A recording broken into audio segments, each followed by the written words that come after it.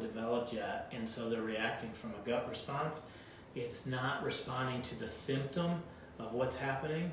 To have that non-reactive empathy where I don't have to react, but I can still empathize with you. I can still understand where you're coming from, but I don't have to feel the emotions of it. Don't personalize everything. Today, if you're having a rough day, or if your child is having a rough day, don't personalize it.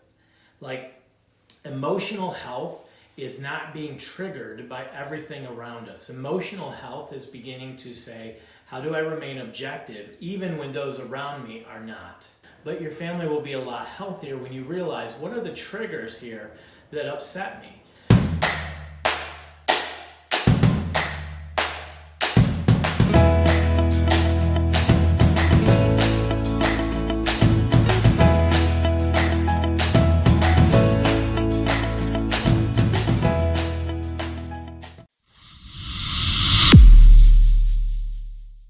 Happy Thursday, everybody. Hope you're having a good week. Today is Teaching Tips Day. I'm excited about this one. Today we are going to talk about middle school. Fun.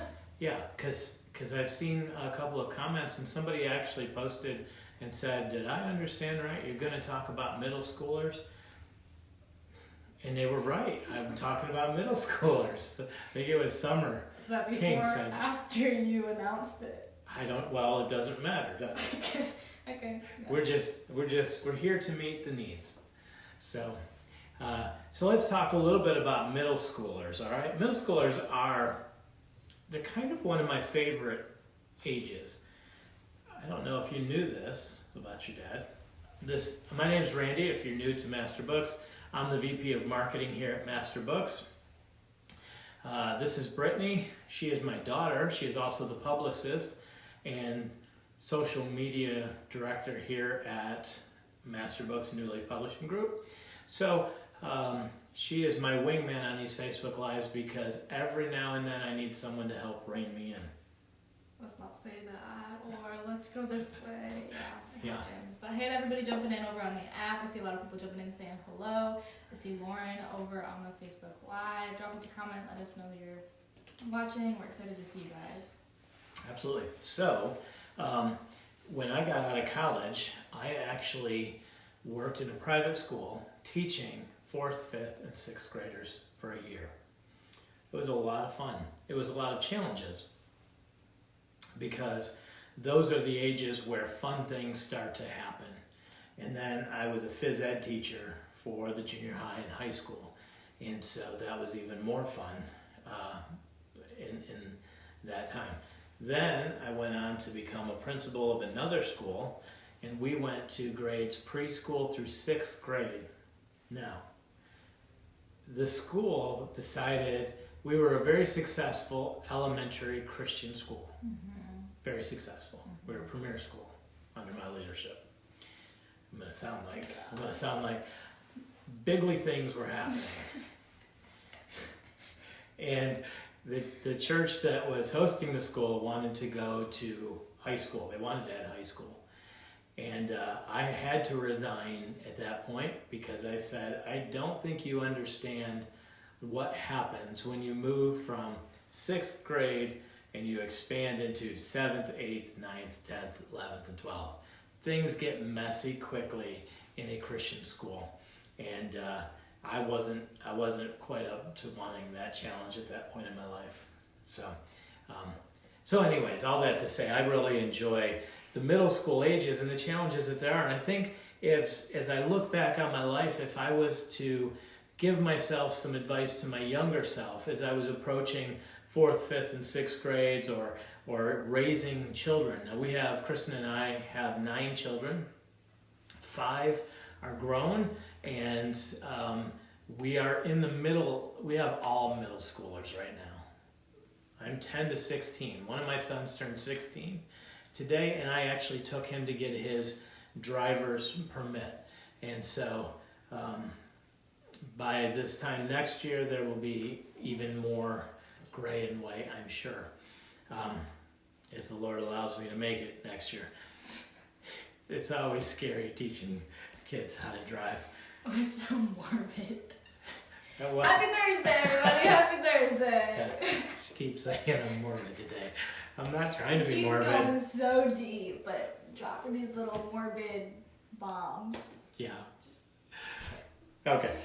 So what would I say to myself if I had a middle schooler and I was like in the midst of it all?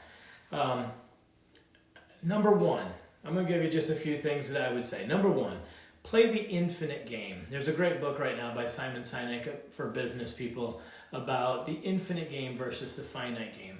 The infinite game is we're in this for the long haul. When we're raising children, it's not just about today, this week, it's not about this month or this year. It's beyond that. We're looking to leave a legacy. We're looking to educate our students for life, to prepare them to launch into life. Who is Kristen Pratt? Why is she correcting me in the app? For those of you who are new, Kristen Pratt is his wife, and she's letting him know that her 16-year-old is actually a high schooler, not a middle schooler. Yeah. That would be truth. No. So. I'm sorry you forgot. Well, I'm going to expand on that a little bit. Anyways, the infinite game. We're not in this for just today or this week. We're in this for a long season. And sometimes it's easy to get distracted by the individual events that make up the journey. But we want to make sure that the journey is for the long haul, that we're understanding that I'm concerned at each stage of their life how they're going to launch into adulthood. And adulthood, to be parents, to be grandparents, all of these things I'm trying to help come alongside them at that stage. The infinite game, I think sometimes, especially as a young parent, I was very much into the power struggle with my children, or, I'm going to make them respect my authority. I'm going to be the boss. I'm going to make sure that they do what I say because that's what's important. And I wasn't really looking at this as more of an infinite game.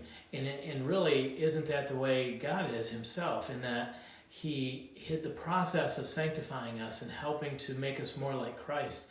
It's a process. It's not a one-time event. And I think sometimes we lose sight of that. We didn't become perfect the moment we accept Christ. We accept Christ because of our imperfections. And then he begins working with us and shaping us. Why? Because he's wise enough to understand this is the infinite game, the eternal game. He's preparing us for eternity, not just for today. So play the infinite game with your kids. Think about this not from what you're going through today, but think about it in the long haul, in the journey, and it's part of the process. In marketing, we do growth hacking. I use this a lot, and I talk about it a lot. But growth hacking is a little bit of testing this, a little testing that. Don't get attached to the outcomes. Get attached to growth. So it doesn't necessarily matter when your student, something doesn't work. So what? Move on, right? You dust yourself off, you get up and you try something else, and eventually you find something. It's trial and error testing. That's part of the infinite game. It's not being so short-minded that you lose sight of. This is for the long haul. Okay. Really quick question. Brandon would like to know what is considered middle school, because I know some have middle school, then junior high, then high school. Others are middle school and then high school. For the sake of this, I'm going to say middle school is about 10 to 14 because that's the notes I have. Ages 10 to 14, about that age group would be where you're transitioning in middle school. I don't think you can put an age on some of the concepts that people deal with because of the way children develop, but by the end of this, you'll know if you have a middle schooler or not. Okay. The second tip I would give my younger self when it comes to dealing with my children, particularly middle children. That was funny. Not just middle children. They're unique altogether. Are you the most middle? I think Joy is. Okay, so you're not completely a middle child. Still in that shuffle though, yeah. Yeah, okay, so anyways, something I would tell myself is don't personalize everything. Today, if you're having a rough day, or if your child is having a rough day, don't personalize it. Like, emotional health is not being triggered by everything around us. Emotional health is beginning to say, how do I remain objective even when those around me are not? How do I remain objective and healthy even when those around me are breaking down? So when I personalize, if we're sitting today to do schoolwork and one of my children begins to give kickback or they begin to be emotional or whatever, and I personalize that like it's an offense against me, and it really, I would even say if that was happening to myself now, I would say, Randy, be careful of narcissism. Narcissism puts you at the center of everything. It's all about you. And at this point in life, it's not about you. It's about, you're a parent. Your job is to help nurture, train up the child, not to create servants or little worker bees or whatever that serve you and feed your emotional health. Just don't personalize it. Be emotionally healthy. In a sidebar, and I say this often, you get what you lead, the concept, the law of the lid, that if I want my family to be healthy, I have to work to be healthy. Now, we're going to find out a little bit later that doesn't mean that they're going to be healthy just because I'm healthy. But your family will be a lot healthier when you realize what are the triggers here that upset me. When my middle schooler starts to melt down and something begins to happen in here, I can almost feel it in where it's happening in the brain, and then I begin to feel the cortisol dump that begins to happen, and my whole day starts to get ruined because this child is melting down. What is the trigger? Is it that I'm fearful? Is fear a trigger? Is it just anger because I don't have time to deal with this? Is it my perfectionism that things are breaking down and I can't allow room for an imperfection and I want this child to behave perfectly because I put this on myself? There are things like that where I have to identify the triggers, and everybody's different. But when I get triggered, and this happens, correct me if I'm wrong, I am all the time saying, I just got triggered. I do not want to be triggered by this.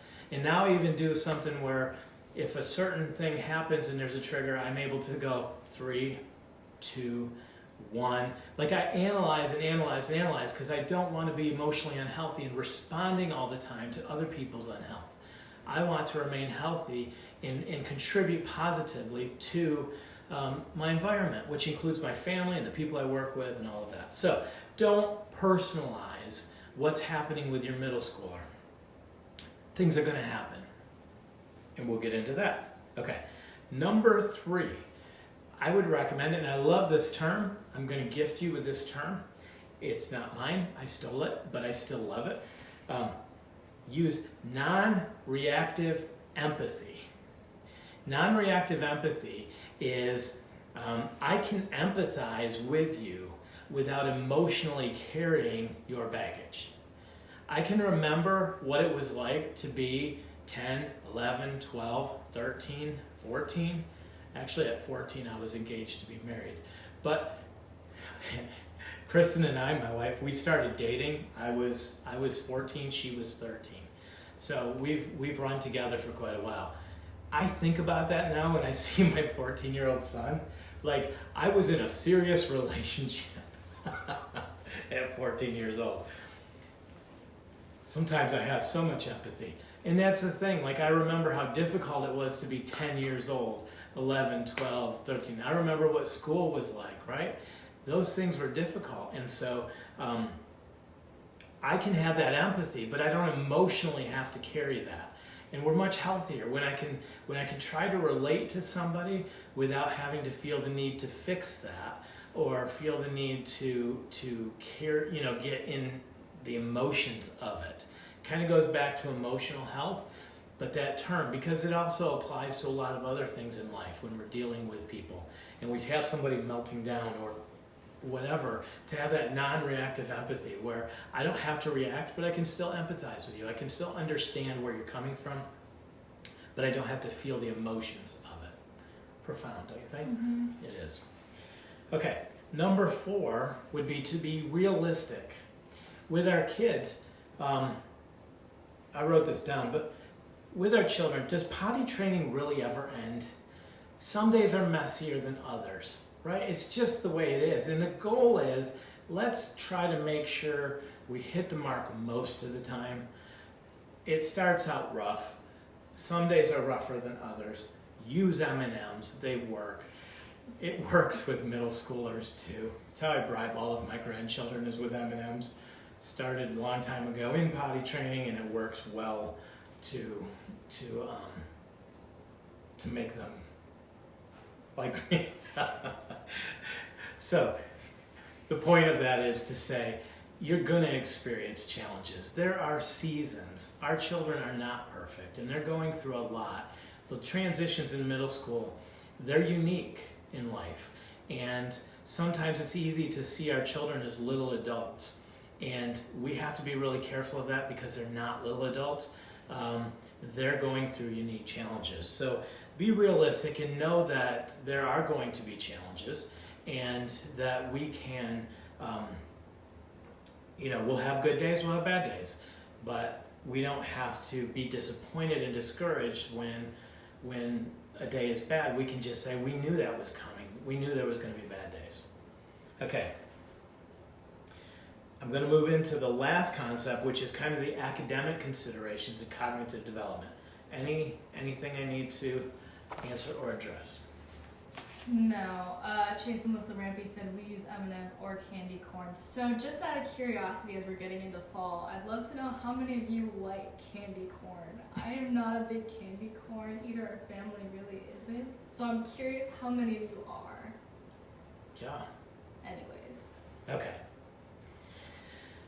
Okay, so let's talk about cognitive development, because to me this is a fascinating thing, and it's important for us to know this when it comes to our kids.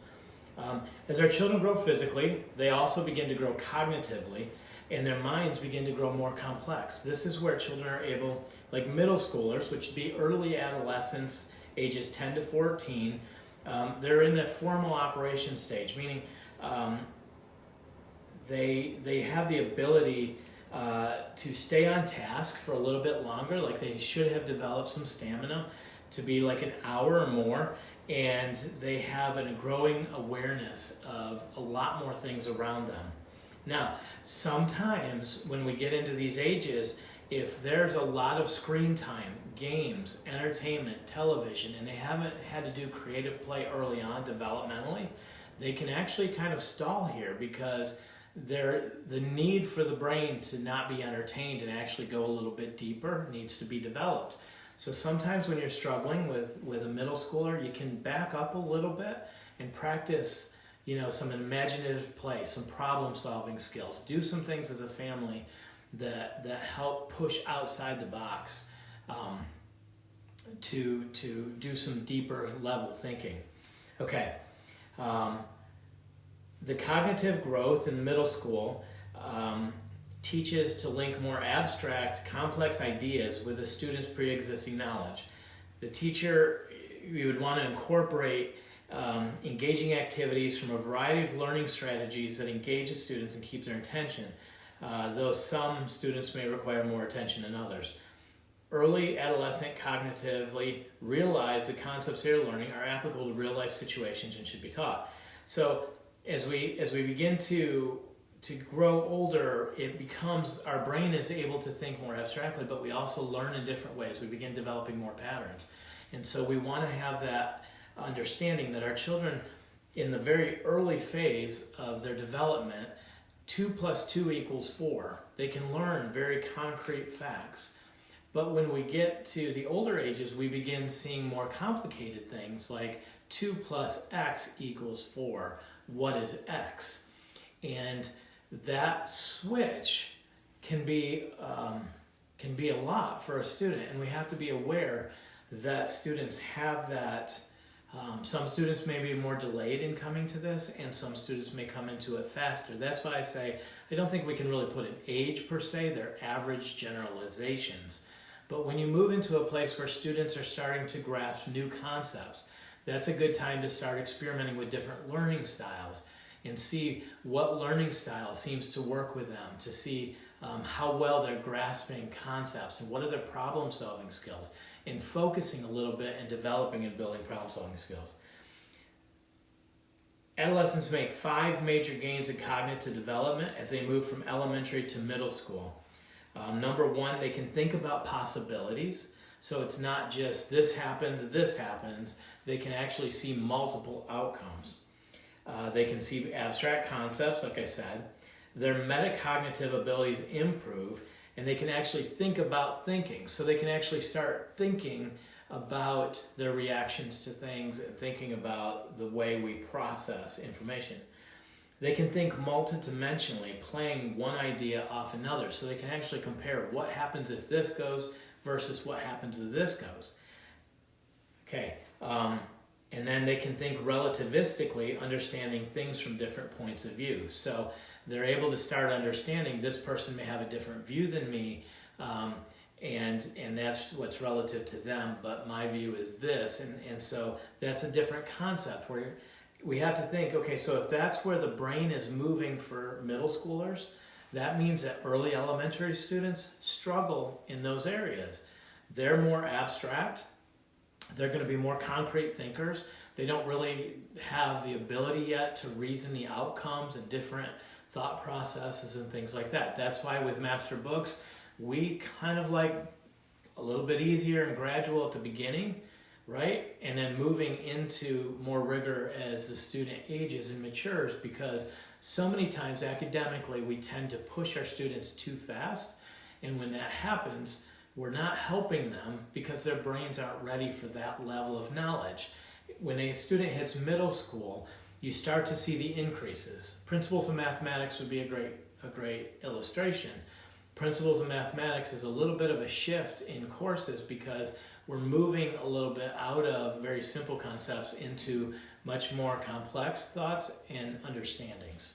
Yeah, Desiree said elementary world history was a great course for helping my middle schooler. He went from needing a lot of help in history to being more independent this year. Yay. Yes. And I think the thing about elementary world history, because I know the author personally, brilliant. How well do you know? He like a best friend. Oh. Yeah. For those of you who are new, he is the author of our elementary world history. Yes. Well, the elementary U report is the course that I wrote. It doesn't offer a lot of information. It gives you the overview, the big picture of history, and then it asks you to begin thinking. What was God thinking as he's moving through history, and providentially he's shaping the course of events, and what role do I play in that? And so you begin to look at history more as a middle schooler with the ability to reason and think abstractly and look at outcomes than just, so-and-so visited this then. So, and we want that. We want students to begin actually expanding their thought processes. Okay, so this is the part, if you don't get anything else, I'd like you to just consider, because again, we look at our children like mini humans with all the capabilities and all the functionality of an adult. They're not. During early adolescence, the prefrontal cortex of the brain, that's the frontal lobe, does not develop as quickly as other regions. In fact, it is not fully developed until the ages of 18 to 20. That's why you don't let your daughters date adolescent boys. Their brains are not fully developed. Am I right? Yes. Until they're 40. Some take longer than others. Yes. This region of the brain regulates. We're a holistic company. We don't just talk homeschooling. We talk about everything, right? Yeah. Let's talk about modesty. We'll talk about we'll just talk about all kinds of stuff today. Okay. This region of the brain, the prefrontal cortex that is not development, regulates mood and plays a large part in planning, decision making, and controlling impulses. So your poor children who are in middle school are now beginning to see the world from a whole different perspective. But the part of the brain that they need to actually control the impulse that makes them freak out and panic hasn't completely developed yet. So, when prompted by visual auditory cues, early adolescents typically activate their amygdala, the region of the brain that controls gut reactions, rather than developing the prefrontal cortex. This causes early adolescents to have emotional responses to stimuli, as opposed to adults who have a more rational response. Mind blown, right? our kids who are crying when we ask them to do something, it's not because, and I'm always like, well, my teachers used to say, Mr. Pratt, not like that. It'd be like, you little pain in the fanny. Why don't you just focus? Like if you spent the amount of time just doing the work as you did having this little meltdown, you'd have the work done. Okay, it's because I can't think that. All I'm feeling is overwhelmed by the fact that I got to do the work, and so I'm having an emotional response. If only they were as bright as we were and had looked at the research to know that they needed to be a little bit more sensitive to my prefrontal cortex issues. Okay, isn't that exciting? Anybody who's mind blown, you just gotta let us know, because to me, when I look at my kids, like I see my 10-year-old and my 14-year-old today, and I'm thinking mini adults, right? I don't get it. You guys have everything. You got fingers, hands, arms, legs, eyes, ears, nose, mouth. You got everything it takes to be an adult, so why can't you act like one? Now I'm giving you the information. That's funny because there's adults that I see that I picture them middle school. Anyways. Yes. As they progress from their early teen years, there should be a shift towards more rational behavior. But this may occur well into high school or college. Because of this development, adolescents' problem skills and deductive skills have increased dramatically. Early adolescents can form a hypothesis and use their reasoning skills to determine an outcome. So they have the ability to actually develop some thinking, and you can help them go creative thinking, which will also help develop the prefrontal cortex. They can also use prior knowledge to help them reach a conclusion. That's why it's important to engage the students with learning activities that help them develop their problem-solving skills.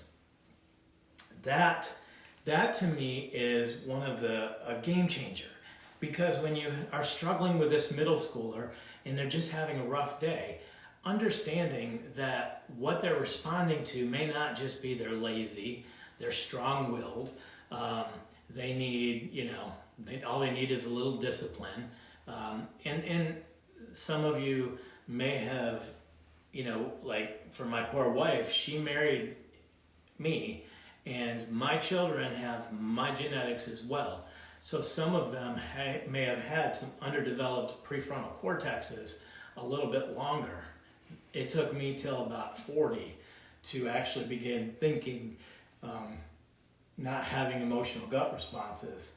And yeah, so I'm like just maturing out of middle school, which is probably why middle school is one of my favorite ages.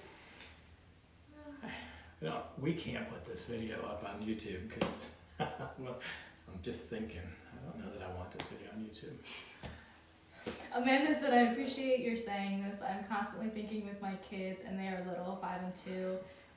If you would just sit and do the work, we would have been done hours ago. Yeah, see, I couldn't comprehend that. All I could comprehend was the amount of weight that the work had to be. Now as an adult, I can sit down and just bang it out and get it done because, it's got to be done. If I just get to it, I'm going to get it done. But I couldn't do that when I was young, and so it would be a struggle. But if they would have worked with me to develop some problem-solving skills, like, do you remember when you did this and you got done so quickly and was able to move forward, how good that was? And then other problem-solving skills. So just really focusing on some things that maybe you don't have to go out and buy problem-solving curriculum. It's just beginning to talk about things that are struggles or issues, and then working with them to get their opinions based on past experience, or what are some of the outcomes that could happen in this case. Use a third party and just look at developing some of that. That's something that I wish I'd had more knowledge. I've learned so much about the brain and the brain development that I'm much more sympathetic to children. It's not just, think about it. We go into these classrooms and here's a textbook and we follow the same thing. Read the stuff, read the paragraph, answer the questions, take a quiz, then take a test. And if you pass an 80 on the test, it means you're smart enough to move to the next little challenge of reading the paragraph, answering the questions. do that enough times, we call it a school year, and we say, oh, you're good, you're now done being a fourth grader and you can move forward. I don't know what that really does other than just plant some knowledge. I don't know what it does to help a student really apply it. Like, what applied learning is there? If adolescents have the ability to start relating information to their own lives, then we should begin using that. And I think Masterbooks really does, because we are such an applied learning approach. Even when you're learning science, you're learning it from an apologetic standpoint. You're learning that science is a testimony of the Almighty and His creation and His creative powers. And so when I'm learning about, when we learn about His creation versus the theory of evolution, we're applying that information immediately to our own world because of the faith we have and what we believe in the world we see around us. And so it's applied just in its very nature. The math is all applied because, again, we're learning the language that God uses to bring order to the universe. And as we learn that language, we learn about His consistency and His nature. With history, we learn from the concept of providentially, God is moving throughout history to accomplish His will and purposes. And even when something bad happens, in my eyes, His word says all things work together for good for those who love Him and are called according to His purpose. And He's eternally minded in that He's working things forward for the infinite game, not the finite game. And if I learn to trust Him, even when it looks like something's going to happen that isn't good, right? We realize His providence, and so we study history from that standpoint. We're applying that information to our own lives. Language and understanding the power of language, and that God used language so that we could help communicate to each other, but communicating to each other is more than just saying whatever pops in our head. It's thinking about the words we use and the way we phrase things. Creative communication is so valuable, and I think that is also a strength of Masterbooks. It's not just formulas, it's applied in all of the ways that we have it. So okay, so those are my tips that I would give, just briefly. Now, we could talk probably all day. I had fun being a middle school teacher. I really did. It scared me the most. I was going to volunteer for high school at church, the high school ministry, but middle school is where they needed people, and that terrified me. I'm not sure why, but they ended up being the most fun students that I had ever taught. Yeah. I think because they haven't hit the point where they're super insecure yet, and they're still learning, and they're starting to relate things and becoming their own selves. It's just a fun age to teach. Yeah, can be a little more emotional, but I think if you take it from the stance of their ability to rationally think hasn't developed yet, and so they're reacting from a gut response, it's not responding to the symptom of what's happening, right? It's trying to get beyond that, and that's part of the non-reactive empathy as well. It's like anger. Anger is a reactive emotion. It's a protective emotion, but what is it protecting? What is happening? Is there fear? Is there frustration? It's rarely about the anger, and often we'll discipline the symptom of anger instead of trying to figure out, well, why is anger here? Is there fear, anxiety? Perfectionists can be very angry, and we see it oftentimes with children who are adopted or have gone through some traumatic experience in their youth where they may have reactive attachment disorders, and they'll rage and have anger, because anger is how I bring the universe back into manageable for me, because it's all gone crazy. Well, in children, again, if they don't have that ability to think rationally and suddenly everything begins to feel out of control, they're going to either melt down, fight or flight. They're either going to melt down or they're going to begin to react angry, and understanding, okay, why are you angry right now? What is causing you to be angry? Or just being understanding of, it's obvious you're overwhelmed because you have a whole day worth of schoolwork and you want to do other things. So maybe we're going to just break it down a little bit. I'm not going to put all 5 books in front of you today. I'm just going to say, let's do 1 page at a time, 1 book at a time, 1 goal at a time, because that's something that I see. And we growth hack. So what's working today may not work as we develop. Their brains are changing. So you have to really become a student of your students in trying to understand what works for them. I would encourage you to do some research on cognitive ability for middle school or adolescents and teenagers if you have teenagers. Same with younger students. Understand that the brain is developing, and until they're 18 or 20, sometimes 40, there's a lot going on, and it's not just we're trying to manage little adults and make them do what we want. So, okay. Do we have any questions or thoughts? Lonnie said for grades 3 through 6, history and science is lumped together and is so different year to year. Will that be something masterbooks changes in the years to come? Is it lumped together? Well, we use grade ranges, Melanie, so it's because they're adaptable. So we rely on you when you select something, say like America's Story, which is for grades 3 through 6. We have a recommended placement for it, but there are times that a third grader just isn't ready yet to transition into the upper elementary phase. They're just not ready for it. But it could be used in the upper range. So masterbooks doesn't do the grade thing the same. Now we understand that the rest of the world does, and that the transcripts and all of that are built on a typical schedule, but that doesn't mean that your grade system was effective. Grade systems were built on the average student, and the phenomenal book called The End of Average, which explains the danger of looking at what is the average student, what is the average 6th grade student, or what is the average 3rd grader, what are they capable of and whatnot. I think you can do a lot of harm by trying to do that. Every student is unique and individual and in a different place in their growth journey. And so instead of trying to peg what's the average 3rd grader, we do leave it a little bit more open, and then hopefully try to give some information, some guidance, some placement, some readiness. Hopefully that was helpful.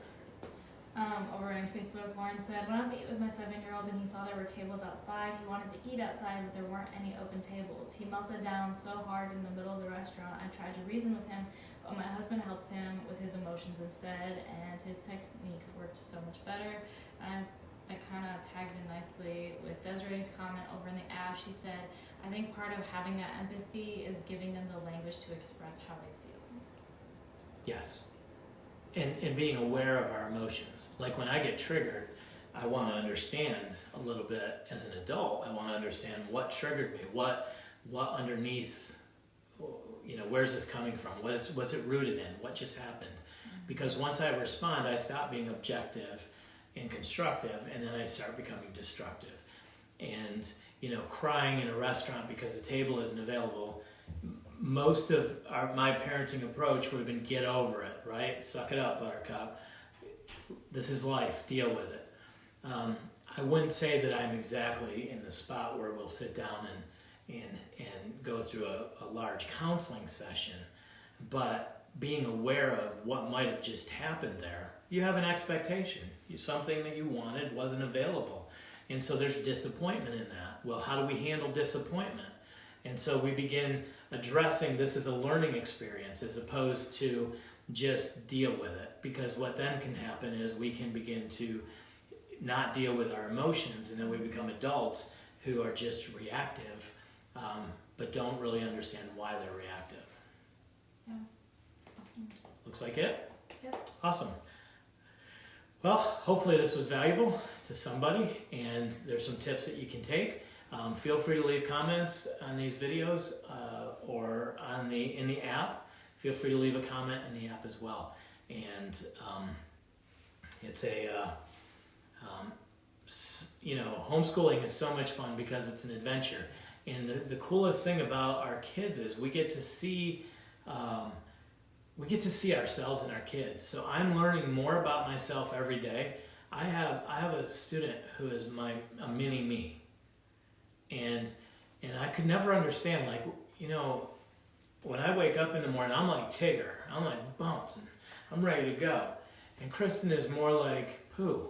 She just takes a while to wake up and everything else. And I could never understand, why she'd be like, could you just not talk for a while? Can you just give me some space?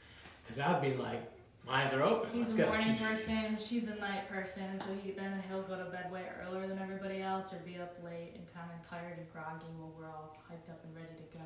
Yeah, but and Brittany's a little bit more like her mom in that when we get in the truck in the morning to come to work, I'm like, I'm like, ask me at 9 or 10 and then I'll have some good answers for you.